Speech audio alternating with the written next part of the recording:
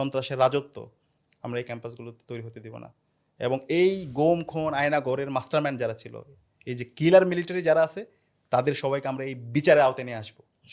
বিচার করতেই হবে তাদেরকে। শরীফ উসমান হাদিকে যারা হত্যা করছে, এই হত্যার সাথে রাষ্ট্রের একটা অংশ জড়িত আছে, তাদেরকে বিচারের আওতায় নিয়ে আসতে হবে। এই জায়গায় কোনো আমরা ছাড় দিব না।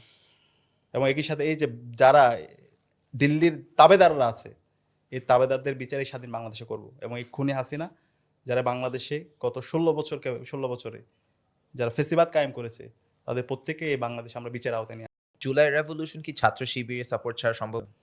এখানে আমি কোনো একক দল অথবা কোনো একক ব্যক্তিবর্গকে আমি ক্রেডিট দিতে চাই না। এটা হচ্ছে পুরোটাই যদি ক্রেডিট দিতে চাই, এটা আমরা শহীদদেরকে দেব। অবশ্যই। এর বাইরে আমরা সবাই এক বিন্দুতে মিলিত হয়েছে। আমরা এখানে কোনো ব্যানার নিয়ে যাই। রাইট। আমরা সবাই মজলুম ছিলাম। আমরা জালেম হাসিনার বিরুদ্ধে ঐক্যবদ্ধভাবে লড়াই করেছি। আল্লাহর পক্ষ থেকে আমাদের সাহায্য ছিল। মজলুমদের দোয়া আল্লাহ কবুল করেছে। যার মাধ্যমে আজকে আমরা আজাদী পেয়েছি। আজকে আমাদের আরমান ভাইকে, মাইকেল চাকমাকে আজকে আমরা ফিরে পেয়েছি।